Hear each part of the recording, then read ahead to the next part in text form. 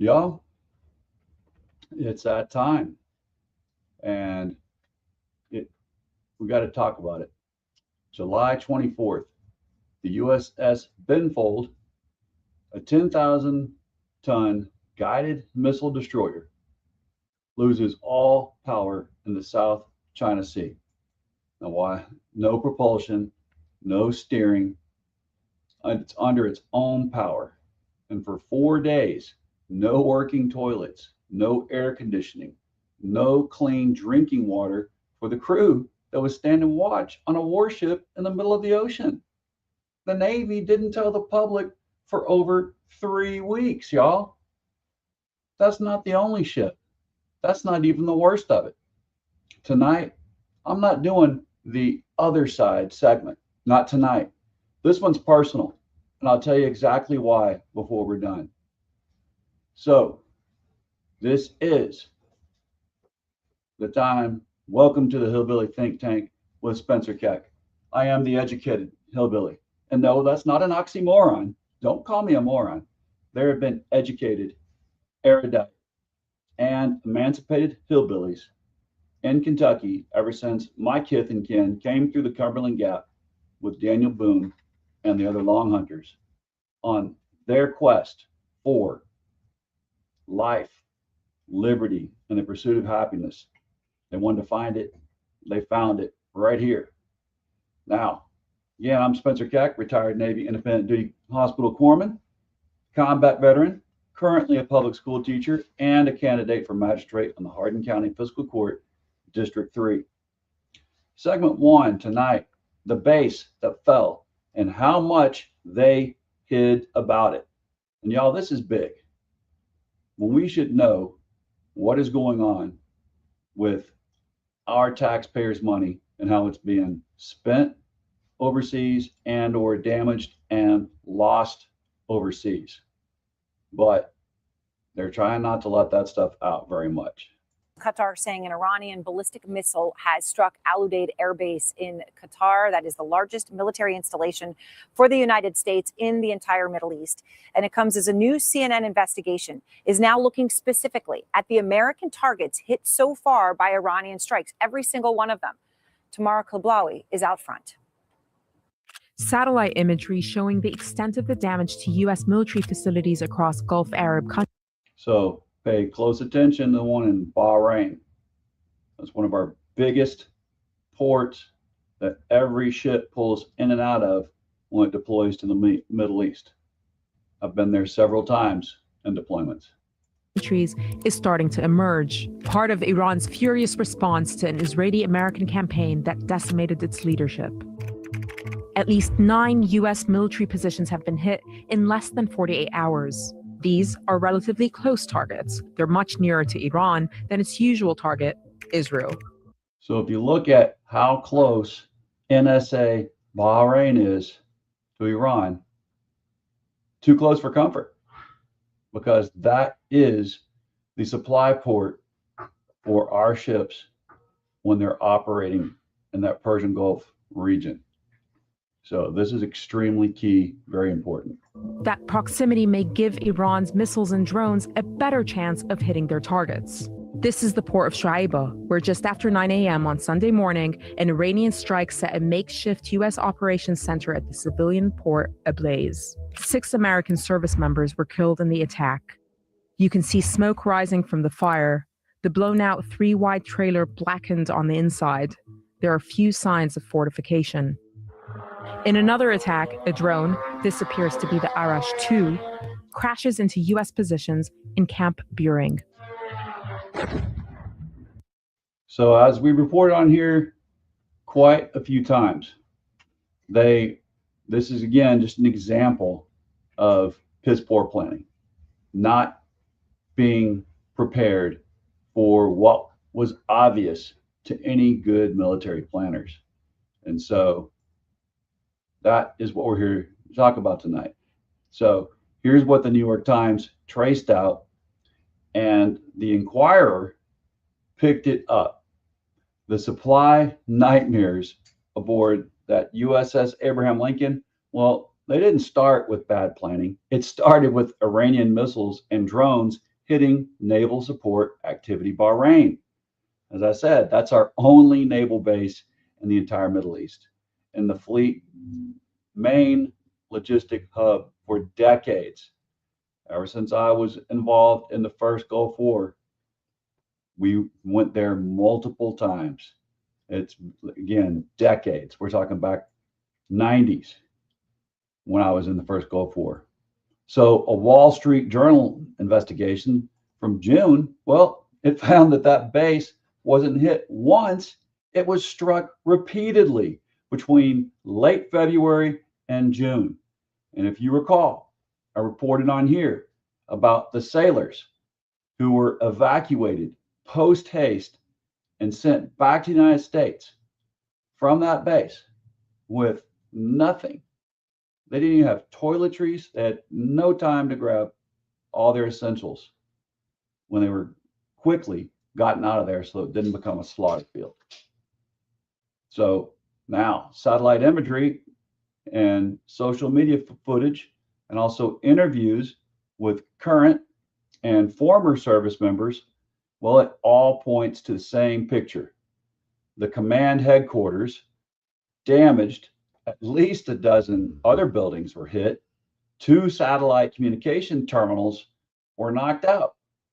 The Pentagon never publicly acknowledged how extensive that damage actually was. CENTCOM's response through spokesman Captain Tim Hawkins was basically, don't worry about the buildings. CENTCOM rightfully prioritized the protection of people over buildings, and our strategy of protecting people worked. Iran shot more than 8,000 missiles and drones, and only 2 hits resulted in U.S. fatalities. Now, that's supposed to be the good news. The journal counted at least 20 American sites across the region that took hits, not just Bahrain, but Kuwait too. With Bahrain wrecked and the Fujairah and the UAE just as exposed to Iranian missiles, the Pentagon had to reroute its main supply point 2,200 miles away to Diego Garcia, which is a British administered island in the middle of the Indian Ocean. But we've got naval ship stationed there, a submarine tender that I used to be on is stationed there permanently now. And the Navy's constantly pulling in and out of Diego Garcia. Air Force is active there. So that's likely why Iran fired 2 ballistic missiles at Diego Garcia back in March. They knew what had happened. We moved our operations there. 1 missed. A Navy warship shot the other one down. Our own backup resupply island, y'all, became a target because our main hub in the region got blown up, and we were never told plainly why. And internal discussions now reportedly include scaling back personnel in Kuwait and Saudi Arabia, moving command infrastructure underground, leaving damaged buildings unrepaired. And y'all get this, evaluating Israel as a new basing location after it already hosted dozens of American aircraft during the war. Here's the piece that should bother every single one of you listening. In April, our own government moved to restrict public access to the commercial satellite imagery that would have shown this damage to us. Now, officials said it was to protect forces in the field. Maybe, but it also means the same imagery a journalist could have used to hold this administration accountable, well, it got locked down right as the questions started piling up for that administration. You can't have it both ways. You cannot tell sailors' families everything is fine while classifying away the evidence that would let anyone check to see if they're actually fine. Now, y'all, as someone who is a retired independent duty corpsman who's actually served on guided missile destroyers, DDGs, and fast frigates, I know what a broken supply chain and protecting people over buildings. Well, I know what it sounds like from someone who's actually myself deployed to one of these bases. You know, this sounds like they were unprepared. They did not war game this properly with people that really would have told them this was not a plan that was ready to set forth. And you know what I think? Those people that Hegseth kicked out, old Whiskey Pete kicked out the people that were not the yes men, that told him this plan was dearly, dearly flawed. And what do we get? What we got right now: obfuscation, smoke screens, lies, yeah, and American dead that could have been prevented. So segment 2, what prioritizing food, then hygiene, then mail actually looks like. Now, the Navy's own statement admitted it. Leadership prioritized mission critical supplies. First food, then hygiene items, then mail. Vice Admiral Douglas Verasimo said it was extremely bad for a little while. Well, here's what that meant for real sailors on the USS Abraham Lincoln, in their own words to CNN. Purchase limits at the ship's store because hygiene products ran out. Care packages arriving months late or never arriving at all. Overflowing toilets and sewage-soaked bathrooms. And intermittent hot water. The Lincoln has now gone more than 260 days without a single Liberty port, a modern record for an American aircraft carrier, because every port within reach was inside Iranian missile range. One sailor's spouse told CNN's Jake Tapper her husband called it the worst deployment he's ever been on, and that he's angrier and more frustrated than she's ever known him to be. She had a message for the president and for the Secretary of Defense directly. Take some accountability for what's going on with your military, your ships, and your war. Now, y'all, again, like I said, as an independent duty corpsman who has been here and done this, this is not something that I can just sit back and act like, oh well, no. Let's think about it. Here in Hardin County, we have families with someone on one of these ships right now, checking their phone every day for word. I've got a fellow teacher. He's retired military. His son is a nuclear engineer on an aircraft carrier. He's concerned every single day. Segment 3, y'all. There's no steel man tonight because, like I said, this is personal for me. I'm not giving the other side a fair hearing tonight. I want to tell you exactly why.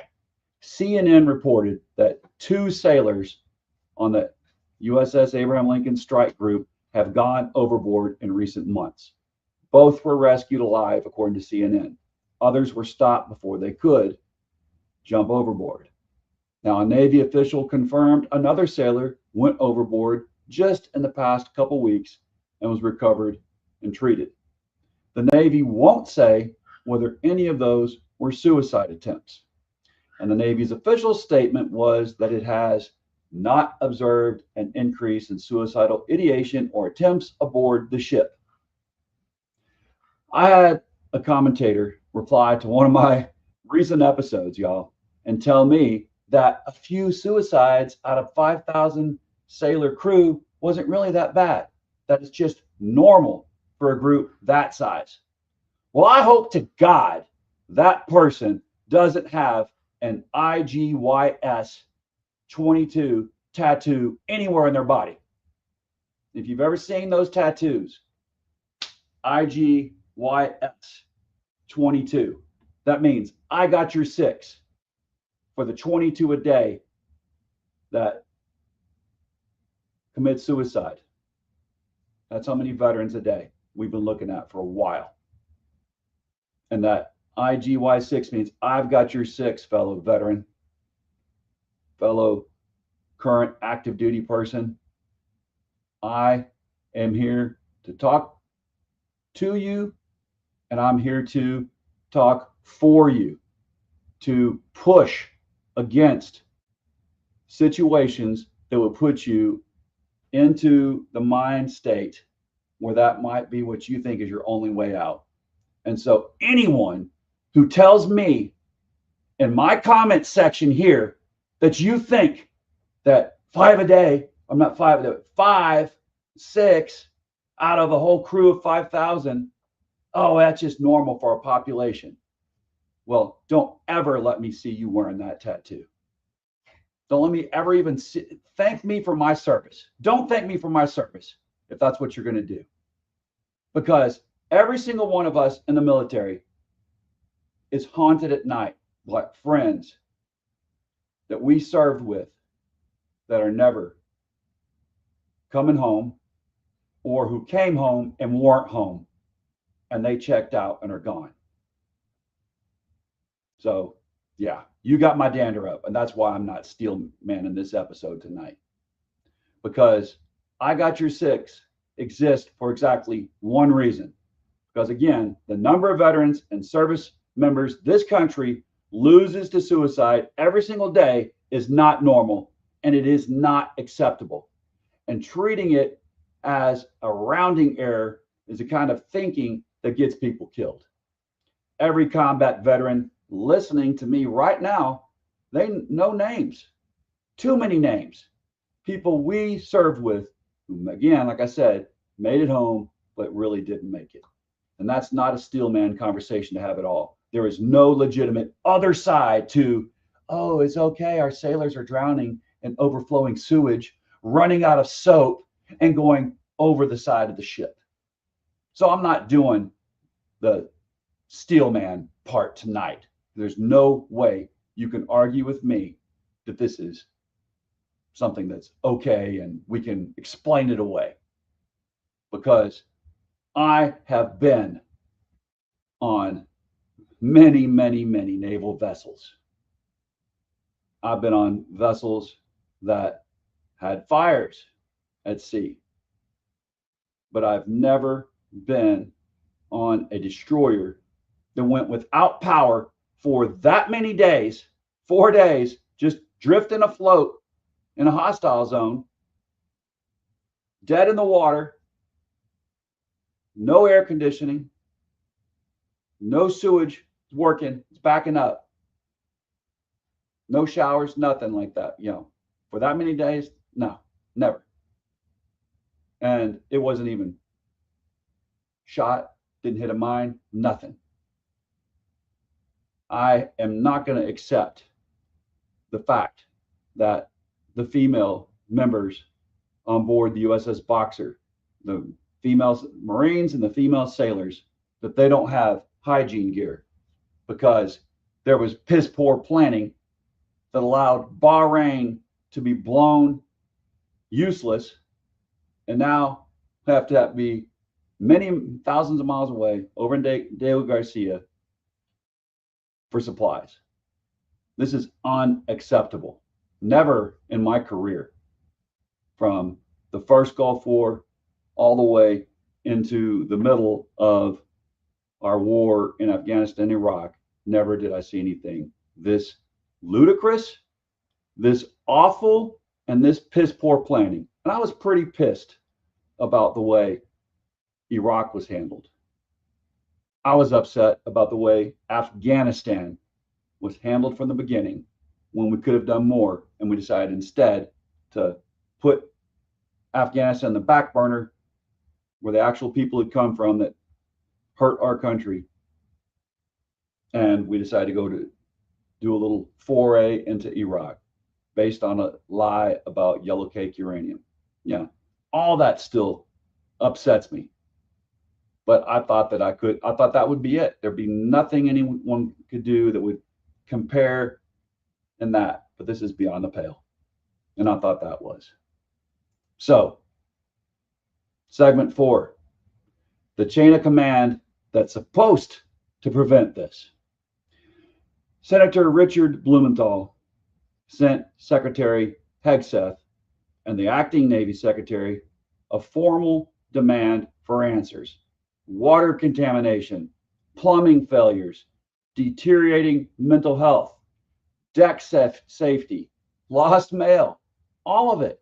He asked point blank whether the Navy can even sustain this operational tempo going forward, and who signed off on every deployment extension. Senator Chuck Schumer called for Whiskey Pete Hegseth to be fired outright. When Pete Hegseth was nominated, everyone knew he was completely incompetent. Now our brave sailors are paying the price in a horrific and unfathomable way. That's what he said.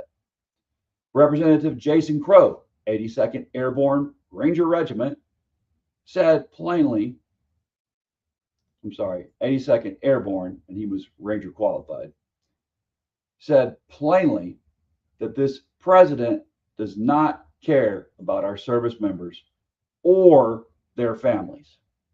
That's coming from a veteran that is in Congress. And Whiskey Pete's response, he called the sailors' own accounts completely misrepresented. Back in April, when the first reports of food shortages surfaced, and I surfaced them here also, the Navy called them false outright, before later admitting in writing that they'd had to ration food, hygiene items, and mail. Asked how long we can keep the Hormuz blockage going, Whiskey Pete Hegseth told reporters, "We can hold it as long as we need to, indefinitely." Indefinitely. That's the word he chose, standing over a fleet that's already fraying at the seams. The president, when asked whether the Lincoln's deployment had gone on too long, said, "No, not nearly long enough." He admitted, almost in passing, that he'd used the military a little bit more than I wanted to, and in the same breath joked that he'd soon be declaring the Hormuz Strait a territory of the United States. That's the commander-in-chief and the Secretary of Defense. One's cracking jokes about seizing a foreign strait, while sailors bail their own toilets out, full of sewage in their toilets, and they got to bail them out themselves. The other calls indefinitely a plan. My final take. This is not the first ship either. The USS Higgins lost power and propulsion back in May. The USS Gerald R. Ford just came home from a 226-day deployment, the longest carrier deployment since Vietnam, after a laundry room fire that injured sailors and left hundreds without a place to sleep, on top of chronic plumbing failures across nearly 650 toilets. Again, let's look at that timeline. 326-day deployment for the Gerald R. Ford. So they just came back from. And this was the travesty that they had to go through. Plumbing failures across nearly 650 toilets for a crew of about 5,000 people and 650 toilets down. The median length of carrier deployments, y'all, has been climbing for years. And the Navy keeps blowing past its own 7-month target because we don't have enough carriers. We don't have enough maintenance windows. And we keep signing up for more wars than we have hulls to fight them. You cannot fight a war without supply lines. Every corpsman, every quartermaster, every logistic chiefs knows that in their bones. When the supply chain breaks, it's not spreadsheets that suffer, it's people. It's a 19-year-old on watch with no hot water. It's a spouse back home wondering if the silence means something's dead wrong. And when the people at the very top respond to that with jokes and denials, instead of accountability, that's not just bad leadership. That's a dereliction of duty to our sailors, Marines, airmen, and soldiers.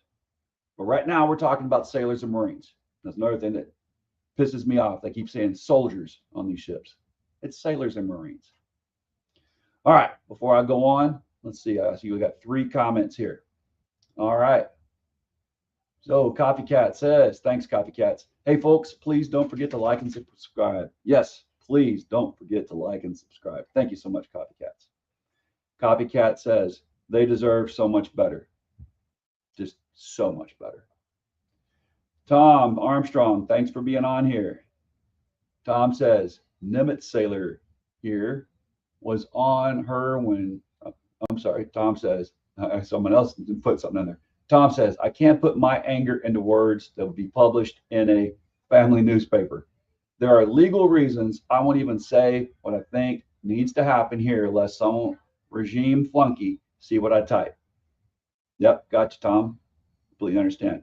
Now, all right, we got a Nimitz sailor here. Lloyd Shoemaker. Nimitz sailor here, Lloyd says, was on her when she went to the Indian Ocean to take up station near Iran in 1980. Part of the Navy's first ever presence in that region. We got resupplied regular. Yeah, in the Persian Gulf War, we got resupplied regular. We didn't pull into port as often as I would like. I remember going 90 days at a time. Every, that's, we go 90 days and finally, or 89, then finally pulled in. And also, we were resupplied at sea constantly. Supply ships would pull up right alongside us. We'd shoot over lines, and we'd pull over from the supply ship to our ship. We'd pull over supplies on those lines that were strung across the ships, moving at sea, at decent speeds at sea. So, Lloyd, I'm sure you've seen plenty of that. Lloyd, was Bahrain a base back then? If you're still there, Lloyd, can you let me know that? Did they create Bahrain in 1980 after that, or was it in between your operation and mine in 90 and 91 when I was there? All right, Copycat says, why aren't they getting resupplied? So that's what I was talking about earlier, Copycats, because Iran is so close to Bahrain, the naval base, the supply base, that they blew it to smithereens.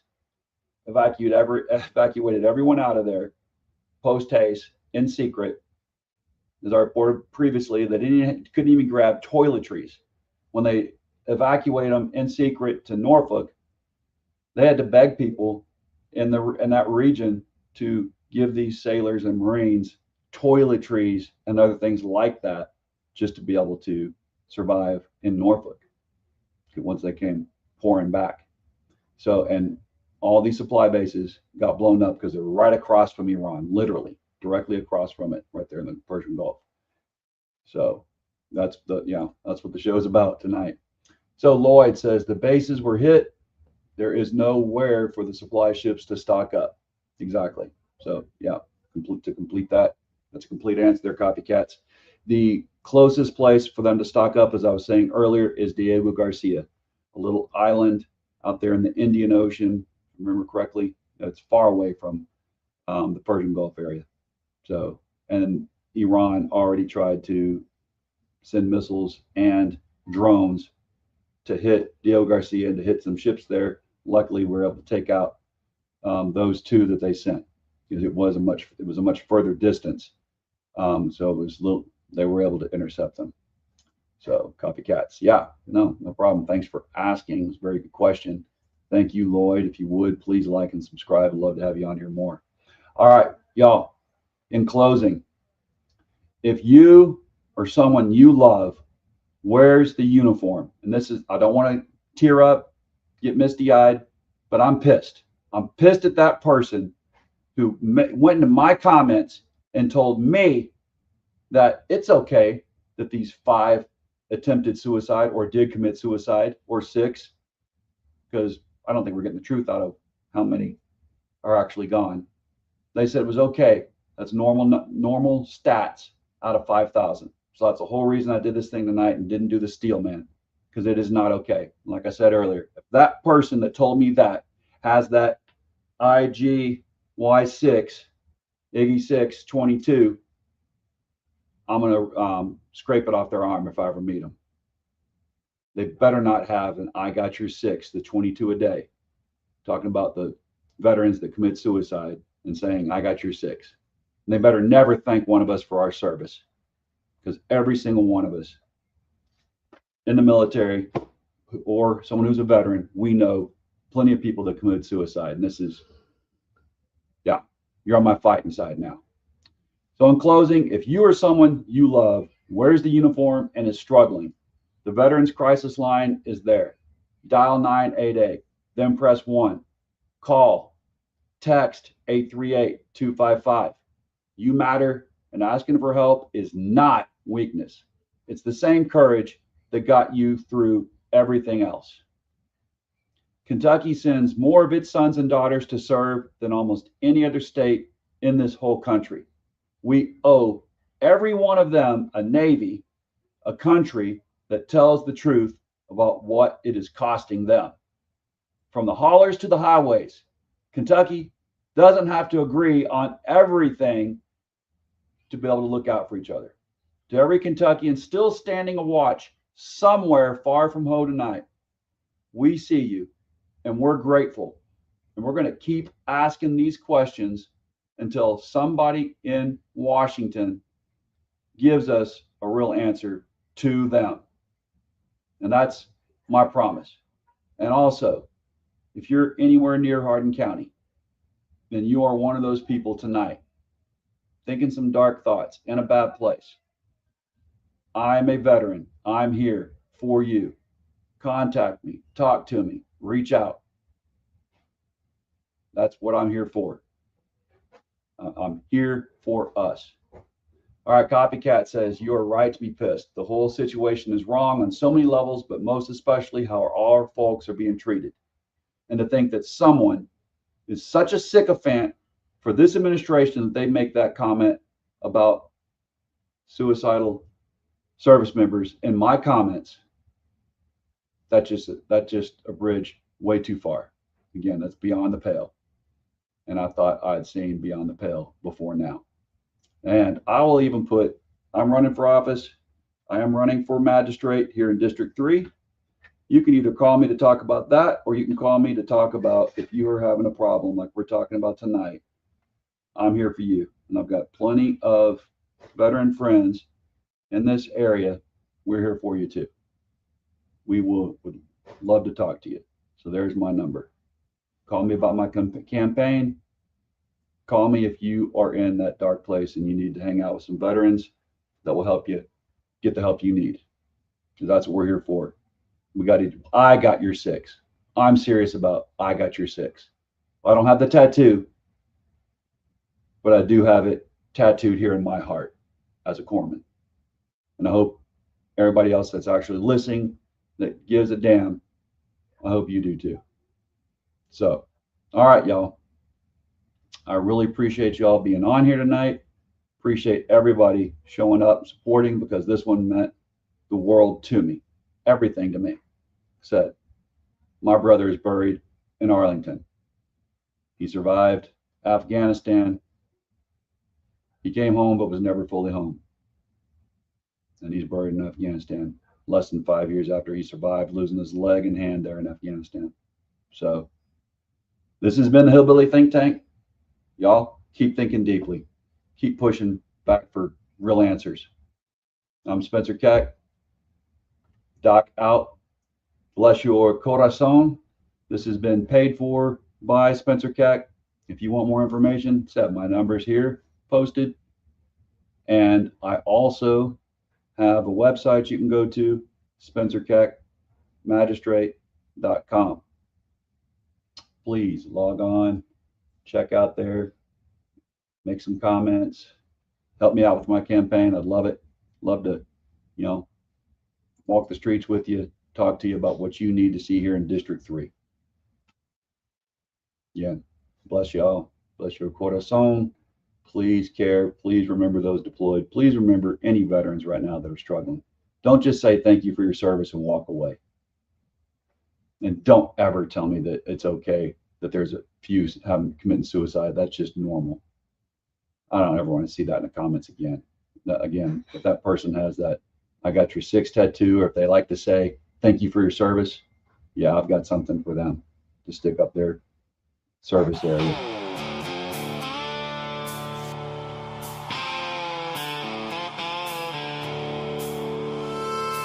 Standing for life, liberty, and the pursuit of happiness. Built upon the shoulders of the Constitution, rule of law, and the animating principle that we are all created equal.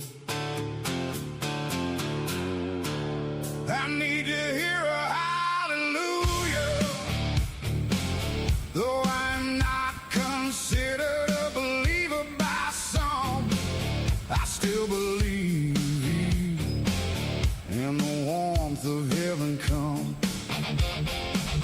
I need the rapture I feel when my feet touch the green, green grass of home.